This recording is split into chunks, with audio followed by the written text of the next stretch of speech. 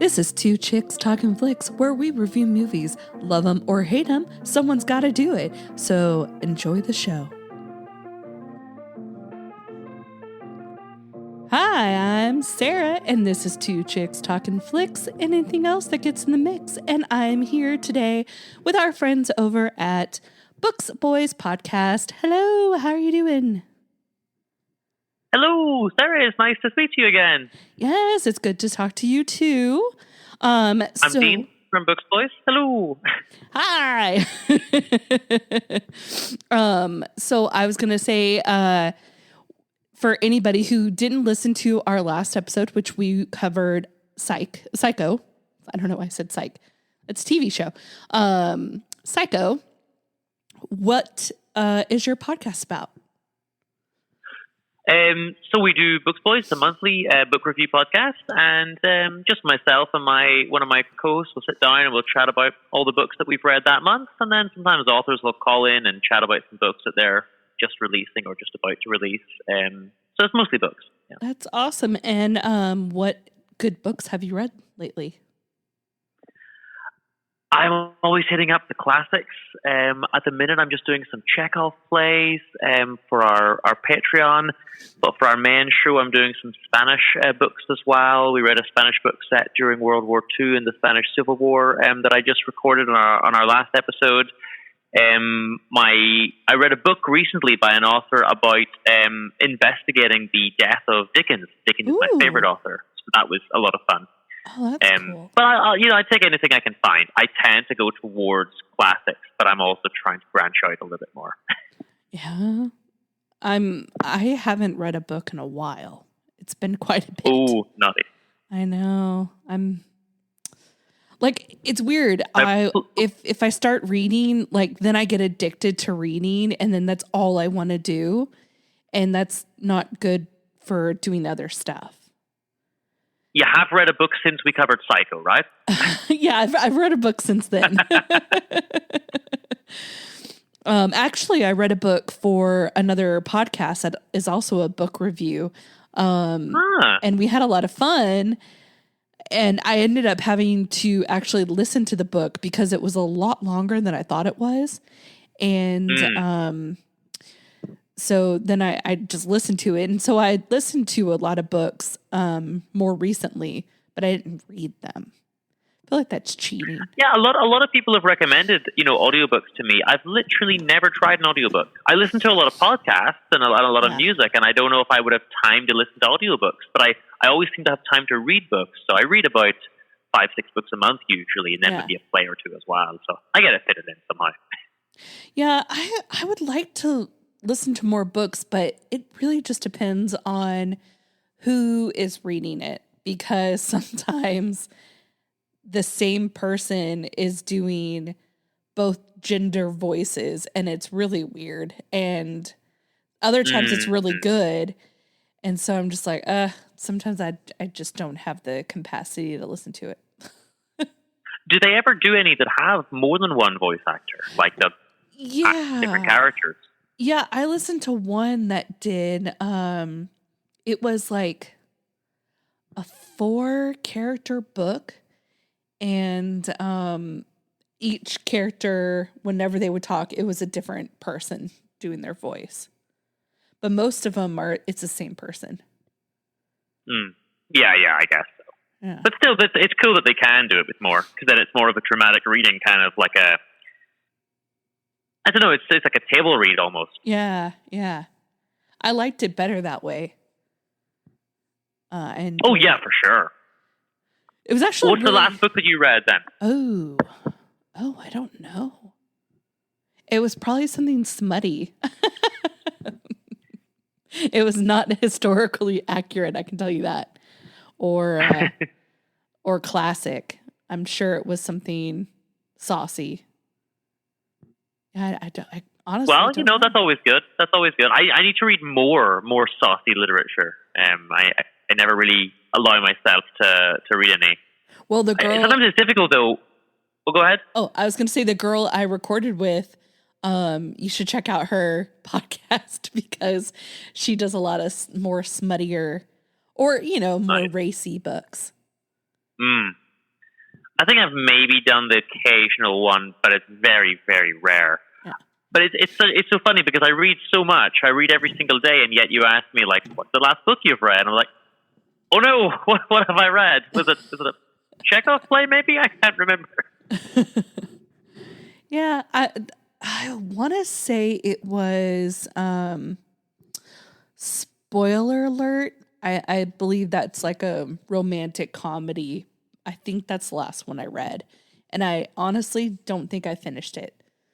It's supposed to be really good. And I got to, I don't know, about a third of the way. I was just like, no, can't do it. They got together and I was like, okay, I'm done. Because I knew what was going to come. And I just didn't want to continue. You didn't want it, yeah. Even I have occasionally, it's rare, but occasionally I'll read a book and I'm just like, I don't think I can finish this, Yeah. The last time it happened was a Mario Vargas Llosa book. I was reading it in Spanish. Ooh. And it's called The War at the End of the World. I don't really like war stuff anyway, but I just tried it. Latin American books don't have that much dialogue, so it's just kind of endless narrative about war.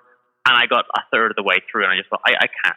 Like, I just can't read another 400 pages of this, I feel you. I hate that. So we're doing American Psycho though, yes. But the thing is we haven't read it. We should stress when we did Psycho we read it, but I couldn't be bothered. Yeah, no, me either. I guess I could have listened to it, but if the book is anything like the movie, which according to my small investigating that I did, it's like almost word for word. I don't know if I'd enjoy it. So yeah, this is one of the very, very few occasions when I will outright say the movie is better than the book. Categorically, no discussion. Yeah, because it's just a lot of the stuff in the movie. It is the way that Christian Bale acts the scenes. You've got obviously the music that plays into certain things, and he has this kind of fun. It's it's not a scary movie, even though the content could be dark. It's kind of brightly lit and it's almost happy, and you don't get that in the book, Yeah. So it doesn't bring the tone across as well. And I really think the book is kind of mediocre, whereas the movie just really plays on the best parts and makes it something special for me. Well, in like the book, it's really dark. Like they had to cut out a lot in order for this movie just to be rated R. So yeah. And like he's an asshole and like a chauvinist and all this stuff, and everything you don't like about him in this movie, you would hate him in a book. I think so. Yeah. So that was really interesting. That's the only thing that makes me kind of want to read it. Like sometimes you have a bad character, a villain, and you almost like them, and you're like, I see redeeming stuff in them, and you're like, maybe if just this one thing happens, maybe they might be good. But if only he didn't murder and eat women, he would be fantastic. Yeah. And did he murder anybody? I don't know. Well, that's the other thing. I'll be honest, the first time I saw this, I was a lot younger, Mm-hmm. I must have been about 20. And someone recommended it to me, and I watched it, and I thought, this is fantastic. He's great. He's got his music stuff. He's all fancy. He's going around in his limos, his nice clothes. He loves his, daily moisturizers. He's a great guy. And he said, you did pick up that he was also like a murderer and things. And I was like, oh, damn, yeah, I guess you're right. I guess he's not a great guy. It kind of slipped my mind, Yeah. But when I watched it this time, I was like, oh, yeah, he's not a good guy. No, not at all. So for anybody who hasn't watched American Psycho, basically we have Patrick Bates. He is very wealthy, though he does no work. It's set in the 80s, so they're during like the yuppie workaholic Wall Street guys. And he just like has to kill people. I don't know if it's people that has wronged him or people that just happen to cross his path, but he seeks out people and kills them. I don't know if you noticed, but Patrick Bateman is a nod to the character Norman Bates in Psycho. That's cool. I also noticed that if you remove the E, he's Patrick Batman. And he plays Batman. Oh my God, I didn't even realize that. I noticed that. And I was like, oh, look, how fortuitous.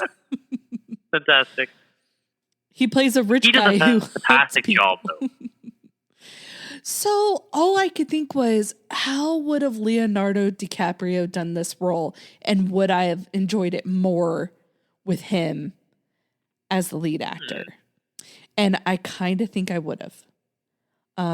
Really? I think so. Because, like, okay, so The Wolf of Wall Street, he's an asshole in that movie, but you kind of like him. And I feel like... Yeah, I suppose. In this movie, if he was playing this character, he would have done it in a different way. And he's just so charming and likable. I think it would have come off as charming and likable. And I not as psychotic and asshole as he is as Christian Christian Bale is. Okay, that's interesting, because I think that Bale does bring a certain charm to it. You know, that scene where he goes into great detail describing his morning routine. I'm like, oh my God, I'm so jealous. Can I please purchase all of these various soaps and moisturizers? You know? Speaking of that, my sister and I, when we were watching it, she was like, I wonder how many takes it took for him to do that, to peel off that face mask. To name it all in order, yeah. And I go, I bet you it took him one take to peel that mask off, because I go, it's Christian Bale. And I looked it up, or I was looking at stuff from the movie, and it said that in that scene, fortunately for him, it came off all in one take. Wow. I knew it. I just had that feeling. They said that he like walked around speaking in this American accent the whole entire time. And as soon as the movie wrapped, then he talked with his British accent, and people were like, oh, he's British? They thought he was like getting ready for another role. Oh, wow. And that he wasn't actually British, because he's a method actor. Yeah, that's got to be the way to do it, right? You got to get yourself into the character and just go deep into it. You know, and that's a few the best actors seem to do that. So I guess I can see why. Even though it seems weird, it's like, why would you put on an accent when you're not actually acting? But I guess it just makes it easier.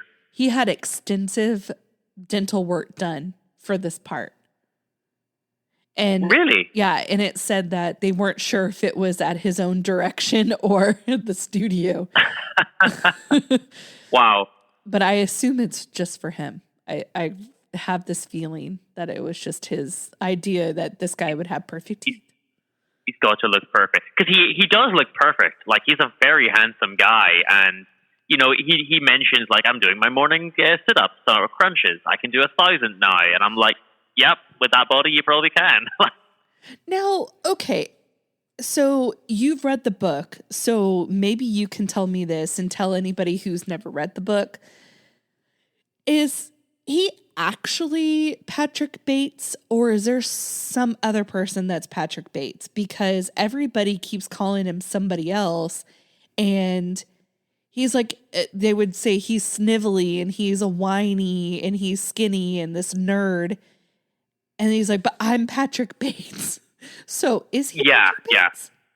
So it's been a few years since I've read the book, but I'll tell you my understanding of it. And to be honest, there's still a little bit of debate on it. My understanding of it is that, yeah, he is, you know, he is who he says he is. He is Patrick Bateman. The thing is, I think that everyone is so wrapped up in themselves. You know, every single person we meet is a narcissist, essentially, you know. So they're so wrapped up in themselves that they don't really care about anyone else. You know, even, slight spoiler, but even when he's confessing certain things later, no one really cares. Yeah. You know, everyone's just so wrapped up in themselves. Then you add to the fact that they kind of all look the same. You know, he even mentions at one point, this guy wears the same glasses as me and goes to the same barber, but I have a slightly better haircut. Yeah. But they all more or less look the same. They look like Wall Street guys with their suits and their braces and their glasses and their slick back hair. And they all talk about work and really nothing else. Yeah. I think that they just don't know who anyone is. Because Maybe. there's even parts where they're looking for the dead guy in London later, and someone's like, yeah, but he's not dead because I had dinner with him. And it's like, no, you didn't. You just didn't know who you had dinner with because you're all the same. Maybe that makes sense too. Another thing I was thinking is maybe he was this like little scrawny thing, and then he came back and he looked like all them, like maybe took some time off work and he got work done and he started exercising and bulked up. And so then people don't see him as that guy. So they don't know who. Yeah, that could also work. I never thought about that, actually. It's an interesting take. I don't know. It's just very strange. And I was like, who is this guy? I was like, is his alter ego Patrick Bateman, or like what is happening? We didn't understand half the movie. We just sat there and we're like, what is going on? I mean, I've seen it enough times that the scenes were all familiar to me. So I hope I understand it, but there's still bits that I'm not clear on. Why no one knows who he is? Yeah, that's part of it. Yeah. Some bits later on towards the end where it's kind of like, what's going on here? Not everything is completely clear, even after reading the book, and I must have watched the film about 20 times. Yeah, and like, do people hear him when he says, like, when he tells the girl, you're an ugly bitch and I want to play around in your blood? Like, did she actually hear him, or is that him talking to himself in the mirror? Yeah, that's one of those things I don't know. I suppose when he says that in the bar, at first glance, you're like, maybe she just didn't hear him over the music in the bar, But he does. She hears everything else he says, so I don't know. Yeah, because he does that a lot, and people don't comment on the things that he says. So yeah, the time when they're flirting with the girls and they're pretending that their friend is Gorbachev, they also say he works in murders and executions. Yes. And she goes, oh yeah, everybody else I know who works in mergers and acquisitions hates it. And it's like, oh, either you're not listening to him, or he's not really saying what we think he's saying. Yeah. Sometimes. And, honestly, that's kind of a cool technique, but I feel like you got to let the audience know, one way or the other. Right. So then you're just sitting there and you're like, I don't understand what just happened. Because sometimes he does say crazy stuff and they do hear him. Like when he's at the shop talking about his sheets. I feel like the little lady understood what he said. Yeah, he screams that, stupid bitchy, and then mentions he'll kill her or something, and she has a visual reaction, like a kind of, like she kind of gasps. So, yeah, sometimes they do hear. That's a very funny scene, actually. He's just in the laundry with these sheets that are covered in blood. He's like, get these stains out. Which, honestly, that doesn't seem like him, because he's very tidy. He has an extremely white apartment, and he has these sheets. Like, that doesn't sound like him. Yeah, everything about him, you're right, his apartment is pure white from one corner to the next. It's all very, it's got that kind of ultra chic, almost minimalist kind of, just everything is so clean and white looking, there's not much personality in it, to be honest, but there's just a lot of this kind of modern, clean look to it. Yeah, so it's really weird, and that doesn't seem like something, because he's very methodical, and I feel like he takes his time and really plans out how he's going to murder these people, and then to slip up and have these bloody sheets just seems out of character. Yeah, I guess that never really struck me, but now that you mention it, it is a bit. Yeah, it kind of is. Well, that's what I'm here for, We stick to our lanes. You're the book guy. So, I'm the movie guy. Let me ask you, because there's a lot of murders in this. Which is the one? And most people say the same thing here. Which is the one that you kind of struck you the most and that made you dislike him the most? The homeless guy. Yeah, specifically his dog, right? Yeah. I was looking down when that happened, so I didn't see the dog. I heard it. Oh. And I was like, did I just hear a dog? But I was so messing with my dogs at the time, so. Oh, no. Yeah. I'm glad I didn't see it. I've I've voiced this to so many people, and everyone's like, no, he kills the dog. And I'm like, yeah, he also killed the homeless guy and like 20 women, but you're fixating on the dog. Yeah. You know, if I had seen it and didn't just hear it, I probably would have said that. Or when he tried to kill the cat. Yeah, he picks up the cat and he thinks, so this is one of those things where he picks up the cat and he's going to shoot it into the ATM because he thinks the ATM says, feed me a stray cat. Yeah. And that's one of those moments where it's like, obviously, it didn't say that. No. So he's just kind of crazy. But it is one of those times where we think, okay, so the reality we're seeing is maybe not completely true then. And it kind of opens the door to question some of the other things that we're seeing and hearing. Yeah. And like right before he does that with the cat, one of the security guards said, burning the midnight oil, Mr. Smith. And I was like, who the hell's Mr. Smith? And somebody else calls him Davis. I was just like, I am so confused. Yeah, it's interesting because my theory falls apart a little bit here. My theory was that, they're all the same and they don't care about anyone else. But the security guard wasn't part of that yuppie crowd, and he still confused him for someone else. So it's really weird. So that I don't know. But they often, at one point, so one of the guys he kills is Mark Allen, and he pretends for half the movie to be the guy he's killed. Yeah. But then they also think he's other people. They think he's Marcus Halberstram at one point, a couple times as well. Because they look alike. Yeah. But he has a slightly better haircut. I love that they all have the same business card. And my sister was... that's the iconic scene. Yeah, my sister was like, they all look the same. I said, no. His is bolder. It's a little bit different font, and it's easier to see. I was like, and the color's just a little different. She was just like, shut up. It's funny because they, for all intents and purposes, they're the same card. But yeah, there's slight little differences, as you say. And they all go into detail about it. Like, this one's pale nimbus, raised lettering and whatever. His is bone, of course. Of course. But it is fantastic. I love his reactions in this scene when he looks at the cards and he's like, I can't believe they prepared that card to mine. And he's sweating and he's like, he's going to have an anxiety attack or something at this idea that they could possibly prepare someone else's business card to his. And they put them down and they all look very similar. Yeah. Because they're all boring. It's fantastic. Yuppies. Yeah. The only one that's different is actually the slightly nerdy guy who later comes back with his card like a day or two later, and his has got like red text in it, and they're just like, "Oh, cool!" Like they don't care about him at all. Yeah. And apparently, he's in love with Patrick. Yes, another fantastic scene when he follows him into the bathroom to kill him over this business card business. Puts on his strangling gloves, Yeah. Puts them on his neck while he's, I guess he's peeing or whatever, or washing his hands or whatever in the bathroom. And he just turns around and is like, oh, why now? I've wanted this for a long time. And Patrick freaks out so much, he goes and washes the gloves in the sink and then leaves. It was so weird. I was like, I almost would have been okay with that death. That at least made sense. But I was just like, what is happening? Yeah, it's kind of interesting that the one that would have made sense is the one that he doesn't actually go ahead with. Yeah.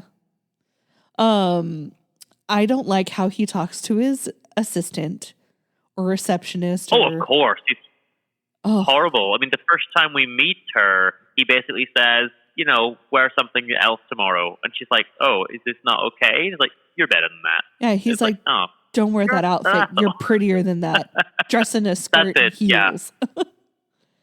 It's just like, what? Ew. And it's actually kind of sad because she's crushing on him.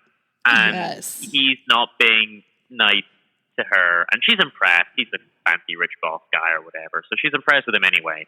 And even eventually goes on a date with him, kind of. And it's kind of sad, actually. Yeah, and so, he's very misogynistic towards her. But you want to know something I found really interesting? When at the beginning of the movie, when he does his whole getting ready routine and he's taking a shower and we see his ass, apparently all the women that were on the set all came and gathered around to watch the scene where he was showering. And I told this to my sister. Wow. Yeah. I go, that would never happen with a woman. They would close the set. No.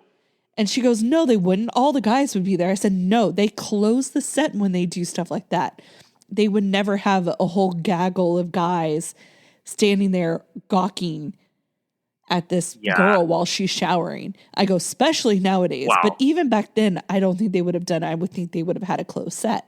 I don't think so. Where they would only have the minimum amount of people that you need so this person would feel comfortable. Yeah.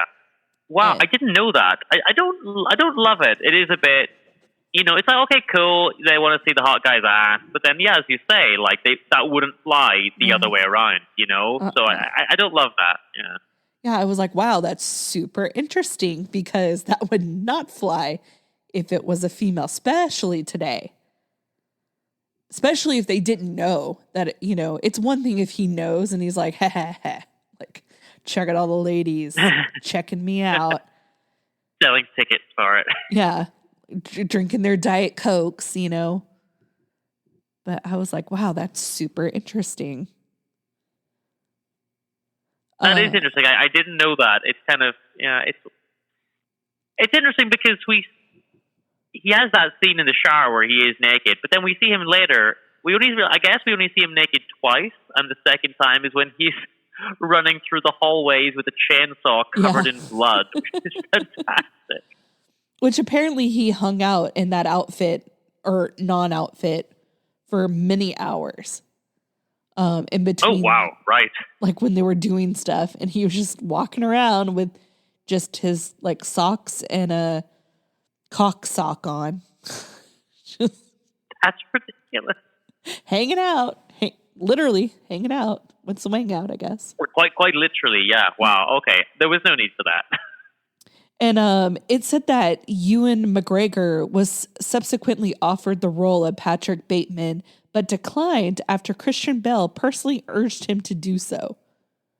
Like, how Patrick Bateman of that is that? Like, hey, don't take this role, I want it.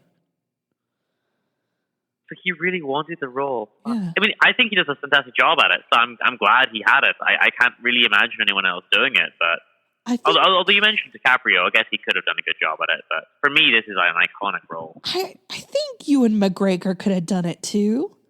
I could see that. He has that kind of yuppie look about him. I suppose, yeah. I mean, other people maybe could have. I just can't.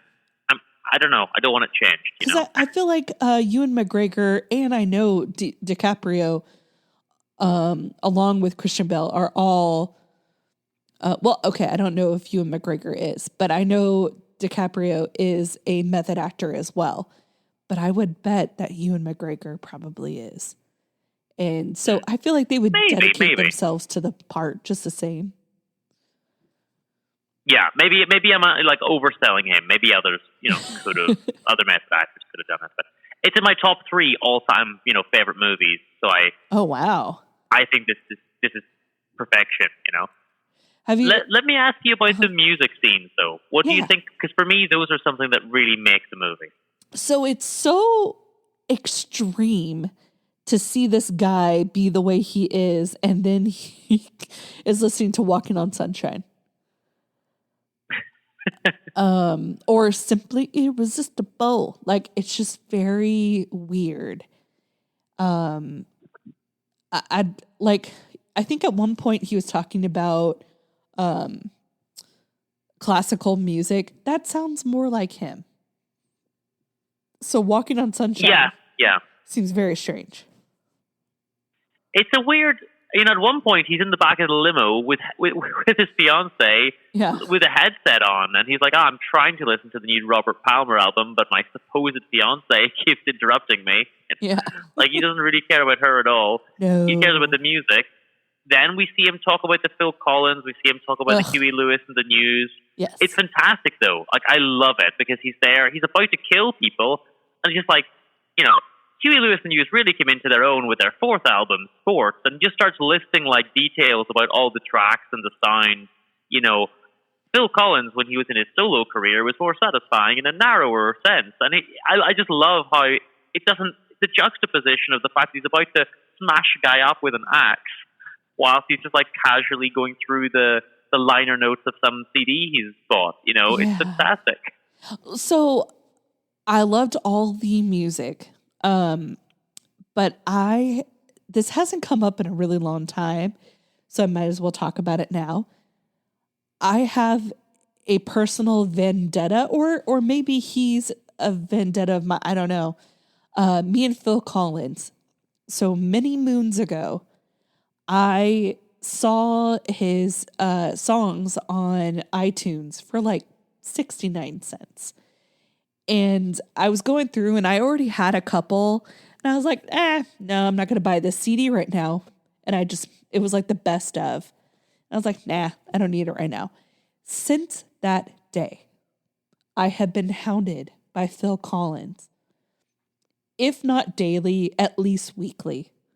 So while I was watching this movie and all of a sudden Phil Collins comes on, I was like, no, no, not again. I have heard you mention this before a long time ago. Yeah. Yeah. And then not only one song, but two songs. And then he talked about it. And I was like, God damn it, Phil Collins. Just. Yep. So about it in great detail. Yeah. I just can't get away from it no matter what I do. The funniest one is when it's the one time in the whole movie when someone points out that he's kind of like, they mention a few times that he's, Bateman, he's a bit of a dork or whatever. Yeah. But it's kind of the one time when someone laughs at him, which is when he's got the two girls around and he's playing the Whitney Houston album. Yeah. And the one girl just laughs. You actually own a Whitney Houston? More than one? Like, and he just continues describing it. But this is the reason the movie is better than the book.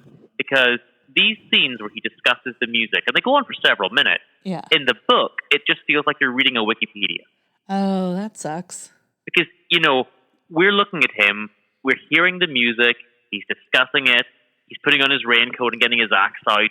It's the juxtaposition of the violence with the music and the kind of 80s campness to it is fantastic in film. Whereas when you read it, you're just like, here's an entire page just listing Phil Collins tracks, and it's like, oh, this is boring. It doesn't have the same fun vibe. It is, you're just reading an article about Robert Palmer or whatever. Yeah. I mean, so that's my reason. Like, that is a really cool, and I do like when things are like that, but I just don't know if it was done well enough or pushed far enough, I guess. I don't know. Like, maybe it just we were so confused by this movie. I was so befuddled. But like, that is a really cool thing to have, and I like when you're talking about it, it makes me want to watch it. But like, watching it made me not want to watch it. Wow. Okay.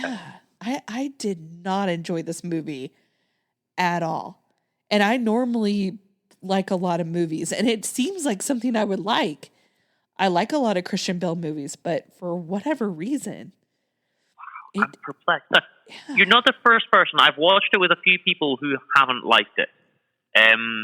But I don't know, most people I've shown it to have really, really loved it. One or two haven't, but it tends to be because they came from maybe, other cultural backgrounds where they didn't really understand the kind of the background of the New York and the yuppie type thing. So a lot of it was lost on them.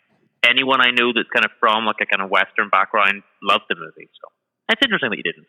Yeah, like that's why, to me, I think he played him too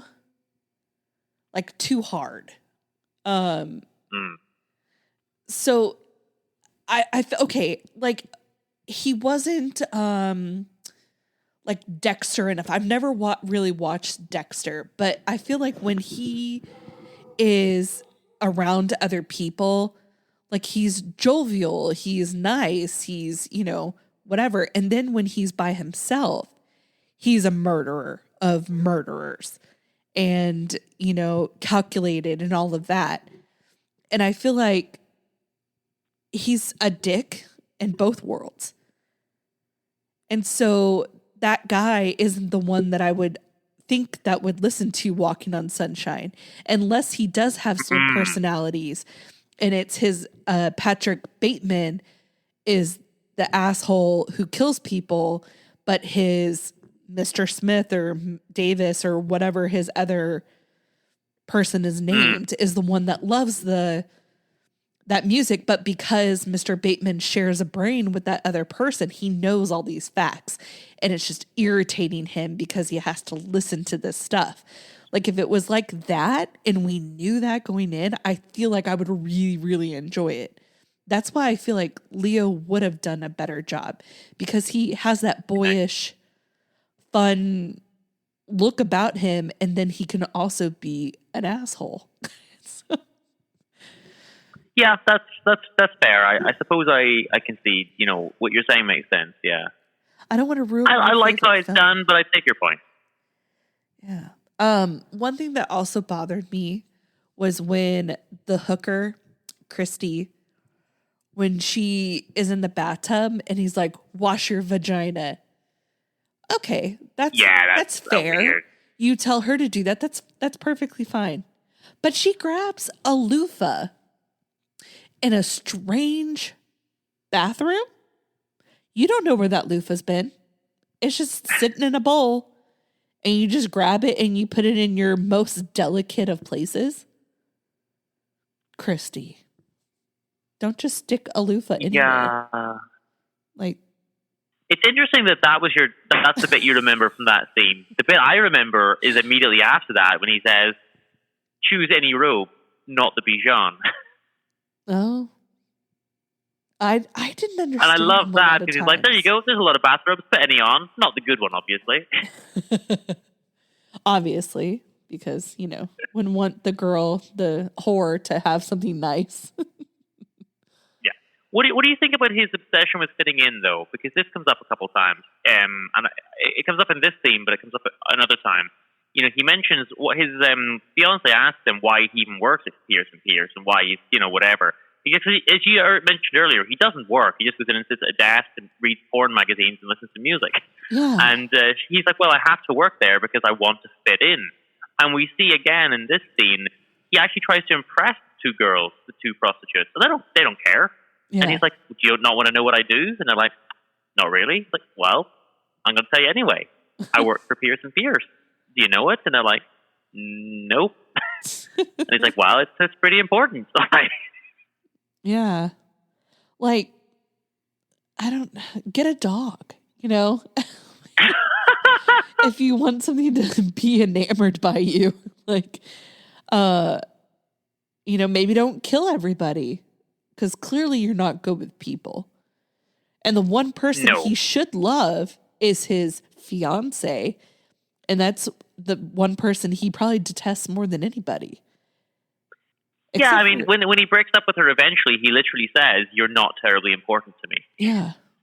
Which is so awful to say to somebody. But then it was a mess anyway. Like, they were both having an affair. True. I mean, she's no saint, but, like, you should at least, have some kind of feeling about them. What's interesting is he doesn't seem to care much about the girl he's having the affair with either. In fact, he doesn't really care about anyone. And although he has a lot of sex in the movie, he never once gives me the idea that he really enjoys it. You know who I think he loves the most besides himself? Paul Allen. Like, I think he's just in love with him. Yeah, I think he's jealous of Paul Allen. First of all, Allen's got the Fisher account, which is some important account at work they all care about. And then there's a fantastic moment where he says, "I went into Paul Allen's apartment, and he feels anxiety when he realizes his apartment overlooks the river and is obviously more expensive than mine." Yeah. And he has to go cool off when he realizes that for a moment. So Paul Allen's the only person I guess he has any respect for. But it's funny because he even mentions to his girlfriend, like, we never even shared a past. And yeah, we've got friends coming. You can keep them. I don't care, Yeah. And as I said, like, he has sex with a lot of prostitutes. His girlfriend, his affair, whatever. I don't think he really cares. Because even when he's having the threesome, he's looking at himself in the mirror the whole time and doing like muscle poses and running his fingers through his hair. It's almost like, well, cool guys have a lot of sex, so I better have a lot of sex. I don't think he enjoys it even. No. That's why I think like he's a narcissist, obviously.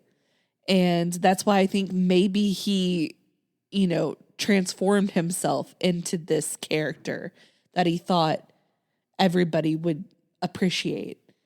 And I think he finds out that no one does.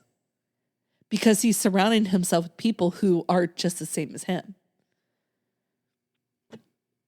Even Josh Lucas. Yeah, your theory makes sense now, actually. It does. Because, even we've all kind of gone through that to a much, much lesser extent when you're growing up in your kind of teens and your college age and you're trying to find yourself and you're trying to be a person that other people will like. And you kind of go through those phases. And I remember myself being like, I can kind of be this cool guy. And then you're like, oh, hold on. No one really likes that guy. I'm not going to be that guy. Yeah. But in this movie, he's like, he just jumps into it. He's like, yeah, I'm going to be this super snazzy, cool, in quotes, guy that actually is an asshole. Exactly. I kind of wish he had killed the redhead with the chainsaw sooner. She was annoying. I was not a fan of her. No, why? I don't know. She was just awful. Was it Elizabeth? Is that her name? I guess. There was no one in particular that I really wanted him to kill. I really didn't want him to kill his secretary, though. That was the one that I really, was glad that he didn't kill. Yeah. Because I feel bad for her. And there's a funny, kind of dark humor, but slightly amusing scene where he's about to kill her, and then obviously when the phone goes and it's his girlfriend, Evelyn, and he says to her, I think if you stay, you're going to get hurt. So she leaves, but and she's actually like, you sure I should leave? And he's like, yeah, you should leave. But it's funny because, he means I'm going to physically hurt you. I've got this massive dart gun behind your head 30 seconds ago. She thinks he means I'm kind of still got feelings for my ex and it's going to be like emotionally painful for you. But he's like, no, I was literally 30 seconds away from killing you. Yeah. So what do you make of him calling his lawyer and telling him all this stuff, and then his lawyer's just like, that was so funny. Do you think he actually so he calls the lawyer, it, or he didn't? I explained this to myself just with the same theory that I had before, which is that the lawyer just didn't really care and wasn't interested. He was so wrapped up in himself or whatever. He's not interested in criminal law, right? There are these hard lawyers. He's a lawyer for all these Wall Street guys. So it's all money stuff. The last thing he expects is to have to deal with a mass murderer on his books, Yeah. And he's just kind of like, this isn't funny. Don't talk to me about this again. Go away. Like, I'm not interested. But he also mentioned, he doesn't even know that he is Patrick Bateman. And he says, yeah, Bateman's a, nerdy, kind of spineless guy. He would never make this joke. And he thinks it's all a joke. And he tells him, he breaks down and kind of almost crying on the phone and tells him, like, I killed this guy, this girl's body's dissolving somewhere. I ate their brains. I took 6 videos of them and then made the next girl watch the last girl being killed. All this stuff. And the lawyer just like, don't talk to me about this. Yeah. It was so weird. And then why does he always tell people he has to go return tapes? That's the best part of the whole movie because it's so ridiculous. It's his get out of jail free card, or it's his get out of any situation, awkward situation. Oh no, I need to make an excuse. I've got to go return some videotapes. The first time I saw this movie, I think I used that phrase for about a year afterwards. It's just fantastic. Like, hey, we got to do this thing. I've got to go return some videotapes. But the best time is when the detective asks him, where were you on December 20th, months ago? And he's like, I don't know. I was probably returning videotapes. Well, and now you can't even use that as an excuse. No, we can't anymore because all we're doing is, deleting something from our list on Netflix because we've already watched it. Yeah. But I love it. I love that. That's like, what were you doing on December 20th? Returning video. First of all, that takes 10 minutes, and secondly, like, how would you remember that you were doing that? Yeah. But what are the videotapes? the only thing we see is that in his apartment there's constantly either porn or like slasher films playing. Which is like working out and having porn going on just seems so weird. Yeah, that's a weird thing to be exercising to porn or violence. You know, that's an unusual thing. And the guy is crazy, right? We've got the scene with the stray cat that we mentioned. We've got, obviously, the murders aside, his whole personality is erratic, you know. And he mentions my bloodlust is spilling into... So I get the feeling that he's been doing this before, but it's been contained. And he says, now my mask is slipping and my nightly bloodlust is spilling into my day. So he's just losing his grip on the sanity that he was able to kind of keep things together before, you know, and it's just getting harder and harder to contain himself. I guess that's cool. But then there's the narcissist stuff where he's like, so I've just killed someone. Guess I better go get a manicure and a massage and, you know, have some girls kind of give me the full beauty treatment. I got to treat myself. Yeah. A little murder. He deserves it, you know, treat yourself. Yeah. A little murder and a little me time afterwards. I also particularly love when the guy goes to touch his suit and he's like, oh, that's such a nice suit. What is it? And he's like, whatever the brand is, you know, it's Louis Vuitton or whatever. And he says, the compliment was sufficient, and slaps his hand away, like, don't touch the suit. You know, your verbal appreciation is all that's required here. Yeah, something like that kind of makes me feel like he doesn't own it. Like, everything in his life is a facade. And, you know, maybe he has these clothes, or maybe they're just, you know, once he acquired from somebody else's clothes. Like, maybe he just stole all of Allen's stuff, Paul Allen's stuff, you know? And so he gets mad that guy wants to touch it because he worked hard for that. Because I assume if you really like or if you spent your money on something and it's really important to you, but you're also like bragging that you have it, you're going to let the little peasants touch it because you want them to know how luxurious it is. And the fact that he gets like that and gets mad about it, it's like, it's weird. That's an interesting theory. Yeah, there could be something in that because I don't know why else he doesn't let him touch it, to be honest. Yeah. And the guy we're talking about is, of course, is it Carruthers or something? It's the same guy that has the glove scene in the toilet that fancies him. But even that guy, who's depicted as not being like the others, he's still very self-obsessed because he sees Patrick Bateman with an overnight bag, dripping blood, carrying a corpse in it to put into the boot of his car. And he goes, Patrick, where did you get that bag? Like, no one really cares about the morality or what's happening. He sees the bag, but not the body in it, you know? Yeah. I'm trying to think that it's materialism. It's all about consumerism and capitalism and their obsession with it, I guess. Like, that kind of reminds me of something else, and I don't know what movie it is, where like people are just oblivious to someone's misdeeds, like right in front of their face, and I can't think of what it is. Oh well. I don't know. I'll tell you what it reminds me of, because just a week or two ago I read The Bonfire of the Vanities. I don't know if you know it, but it's a similar vibe. It's more of this yuppie Wall Street stuff. But that guy gets involved in an accidental criminal case because they hit someone with their car. He even works at the same company, Pierce & Pierce. Oh wow, so that's kind of cool. Yeah, but it's a similar vibe. So this is not a unique tale. I mean, slightly unique in the fact that I guess he's also a psychopath, but it's also a lot of that's drawing on other Psycho movies. I mean, literally Psycho, right? That's the name of the character, you know, playing on that. Yeah. But I'm trying to think. The only other thing that I think we need to mention that's super important is maybe. So he's in Paul Allen's apartment, and with the girl, it's a veritable horror house by the end. Like, one of the girls escapes, and she eventually dies. But she's opening the closet, and there's dead bodies hanging in it. In the bathroom, there's like blood writing on the wall, and you know it's all crazy. But then he goes back to clean up the apartment, and it's all clean and freshly painted, and there's a lady there doing a house viewing. And this is the least easily explained scene in the movie, I think. Yeah, it's because very it's not weird. clear did he imagine some of the things then? Or the way I understand it is that she's also not that she's self-obsessed, but she's renting the apartment is her job. So all she cares about is getting money, essentially. So she sees the apartment, she sees that murders have happened. Rather than going to the police, she's like, we got to hush this up or we'll never be able to rent this apartment out again. So we're just going to clean it up, we'll repaint it, we'll dispose of the bodies. And when he comes in, she basically says, did you see the ad in the Times? And he's like, yes. And then she knows that it's him because she says, well, there was no ad in the Times. Yeah.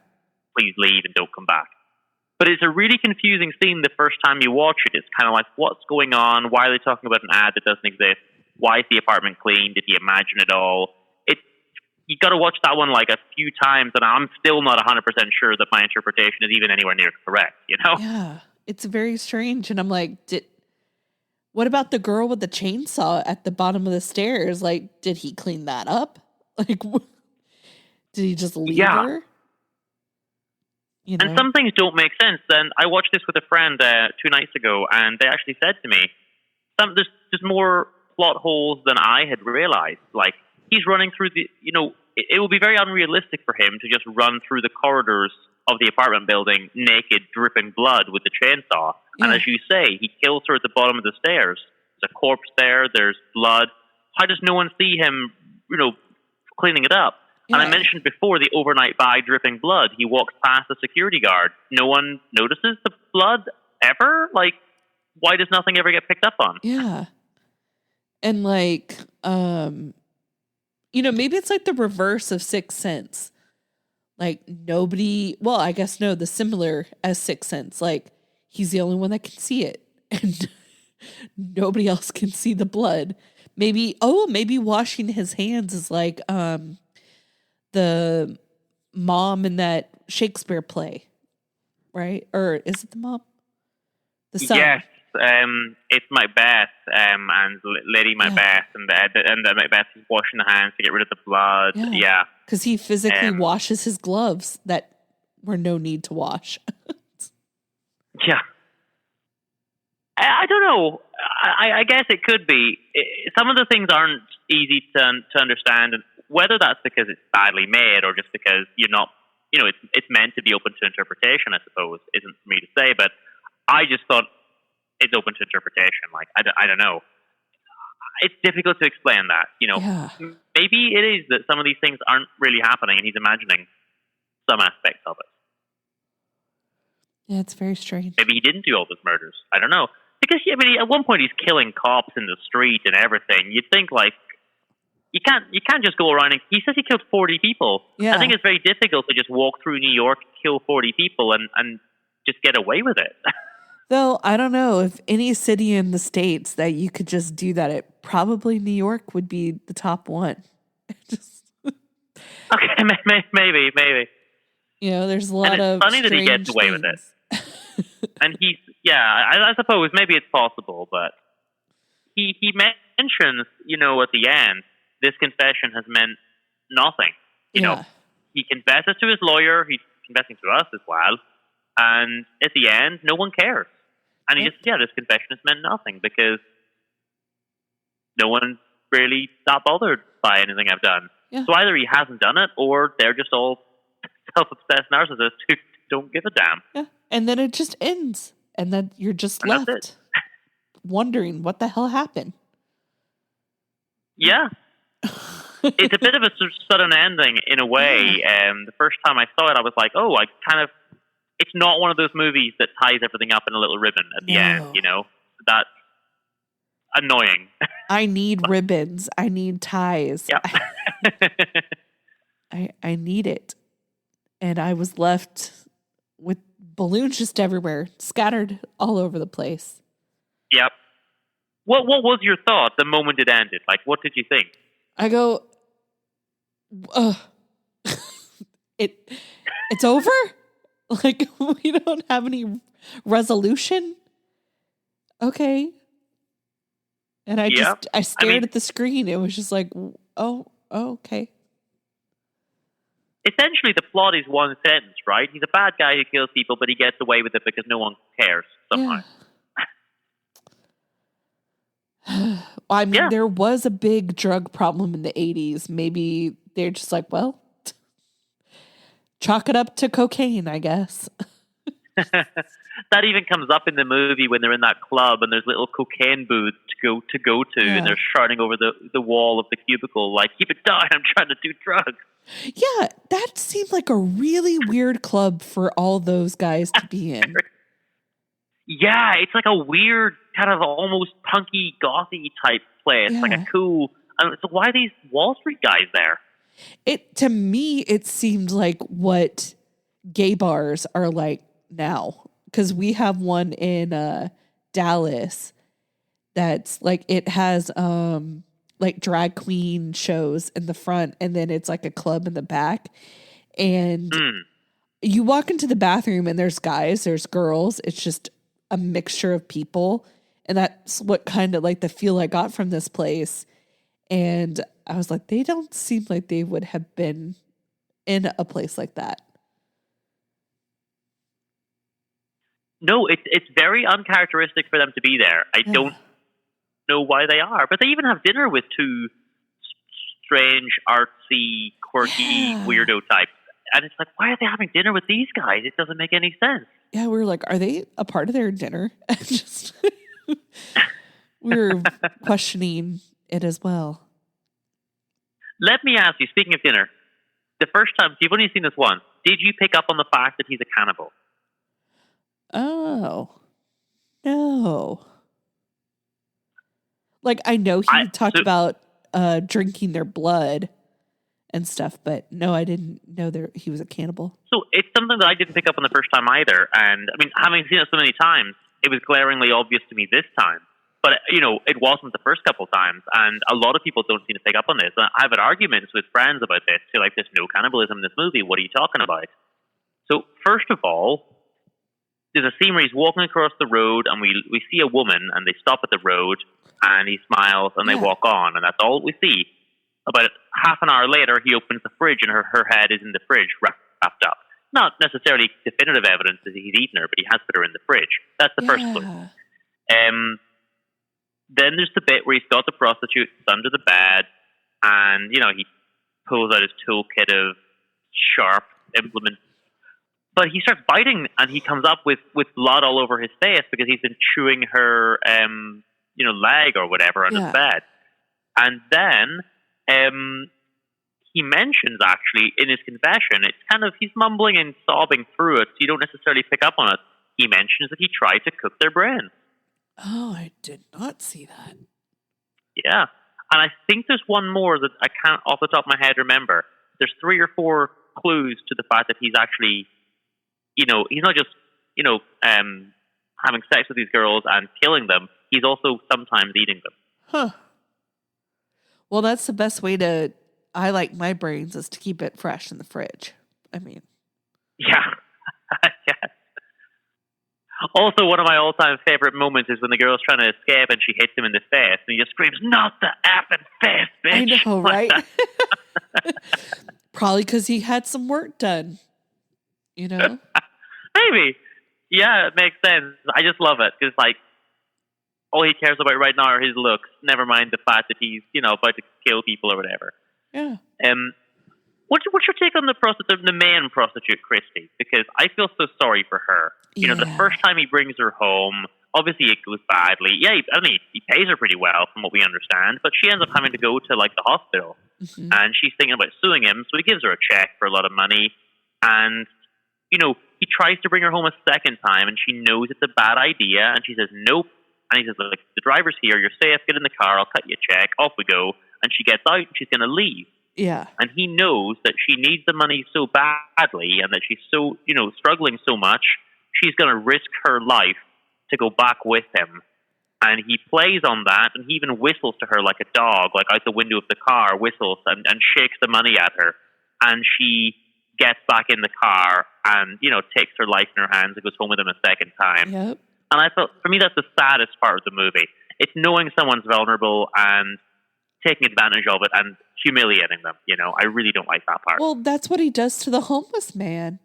I mean, he's like, hey, man, and talking to him, but then he's also like talking down to him. He's like, why are you homeless? Get a job. Like, what are you doing? Yeah, that's right. You're right. He does. Yeah. He's like, I'm going to help you. Actually, we got nothing in common. And then just stabs him. But he starts out by saying, you should get a job. Why don't you have a job? And he says, why did you lose your previous job? Was it insider trading or were you drinking? Yeah. I like that those are the only two options. But, yeah, but it's bad. It seems weird to me that he would, if he is eating them, would you eat a homeless man? Or would you eat like the rich, like fiance? Like, why would you eat, Yeah. He leaves the homeless guy behind. I don't think he's eating everyone, but I think at least one or two he is. Some of them, I'm guessing the one that was his friend from college that he brings home who laughs about the Whitney Houston album. Yeah. He seems to bite her under the bed, so I'm guessing she's one that he eventually eats. But yeah, it's kind of unclear. It's something that just gets slipped in a few references and people don't pick up on it. So I'm guessing he's eaten one or two of them, but I don't think, he says he's killed 40 people. I don't think he's eaten 40 people. Yeah, I don't know. It's weird. I think you start to, you can get sick from eating humans. Yeah. Just a disclaimer to anyone listening, do not eat people. Yeah. Don't do it. I'd hate to have to say that, but yeah, don't eat anybody. Not even as a joke, So, what would you rate this movie then?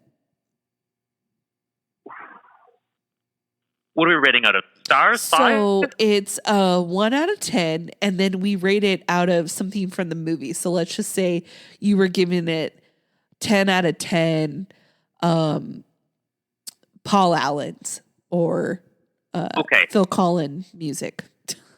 I think I have to give it. I want to give it like 11 out of 10 Phil Collins music. For me, this is a perfect film. Wow. Okay. To stick to the rules of the scale, I'll go with 10. You could do 11. We allow whatever you want to do. So 11 out of 10. I'm gonna give it 11 out of 10. Yeah. Wow. That is not what I'm gonna rate it. It did make me think. It did have some funny scenes in it. I would have to give it a 5 out of 10 hip to be squares. Okay. I do love Huey Lewis and the News. Fair. I've seen them in concert. They're fun. Oh, wow. I would like to see them. That's cool. Yeah. They were coming to town. It was them in Chicago. And nice. My dad loves Chicago and my mom loves Huey Lewis and the News. And I was like, hey, I want to take Dad to this concert. My mom's like, well, I want to go. So we all three went, and Huey Lewis was amazing. Chicago was actually kind of sad, though.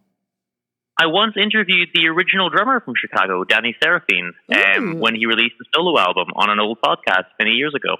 Oh, that's cool. Yeah. I liked Chicago. It's funny. He was the drummer, but then Chicago's biggest song is If You Leave Me Now, and the drums really don't do much in that song. So I was like, oh, okay. That's so sad. Yeah, when Chicago was playing, the band was amazing, but we couldn't hear the singer. And so, half the part of the song is, the singing. And so that was kind of lackluster. But Huey Lewis came out and performed with them. And when he did, it was great. Nice. So highly recommend Huey Lewis if you can go see him somewhere. I've seen so many gigs this year, but I won't mention most of them because they're mostly Spanish artists. But I did see Aqua do Barbie Girl, and that was cool. Have you seen the movie? I haven't yet. I don't know if I So everyone's talking about like Barbie versus Oppenheimer, and when I hear everyone talk about it, that makes me not want to see either of them. It makes me be like, no, I'm not going to be part of this cultural movement. That's how I was with Frozen. I didn't see that for years. It took until being stuck at home with COVID, restrictions that before I saw it. I've still not seen Frozen, but I take your point because that's how I was with Harry Potter. I'd seen the first two when I was a kid, and until COVID, I'd not seen the rest. And then I watched them all in a week. I just did them like one night after the other. But I had put it off for many years because I was like, everyone likes it. That makes me hate it. Samesies. I didn't watch it until we watched it for the podcast. And now my co-host is obsessed. They're good movies, But yeah, she's like, I'm sad that we got a 5 from you, but my 11 brings it up a little bit. So we still got 16 out of 20 between us, right? I mean, a part of me wanted to give it like a 2. So a 5 is pretty good. Yeah. Yeah. I mean, you really didn't like it. I really didn't like it. I don't know why. We kept stopping it, and then I was like, oh, I guess we have to start it again. Like, keep going. Wow. And the thing is, it's not the murder content because we did Psycho before and you liked that. Yeah, I liked that movie. Yeah, no, it's not the murder. I don't know what it was. I think it's not understanding what was going on and just kind of being overall confused. And a lot of times when he was talking, I didn't hear any of it. Like, I don't know if there's something wrong with our TV, but whenever music is playing, we cannot hear anybody talking at all. Oh, okay. And so it makes it really hard. And I think like shows nowadays are just putting the music up just a little too loud. And it's really hard to hear people talk. And so we're just sitting there, we're like so confused. That's a shame, but I know the music's important in this one. I really like movies, and I just hey, but a 5 out of 10 is pretty good because I didn't think I didn't like it. So. Well, I mean, the short answer of why I like it is because despite its dark content, it's a fun movie. It's brightly lit. There's no dark, spooky, nonsense. It's fun. He's got cool music like Hip to Be Square and Susudo, the Phil Collins one. He's dancing around. He makes it fun. It's not scary. It's not unsettling in a dark kind of way. But that makes it more unsettling because it's like, oh, you're happy to be like killing these people, and that's very creepy. But it's got this fun kind of 80s vibe to it, and I think this is fantastic. Then you add in the fact that he is obviously he's a psychopath, but he's also a sociopath, right? He's also just obsessed with his image and all that kind of stuff.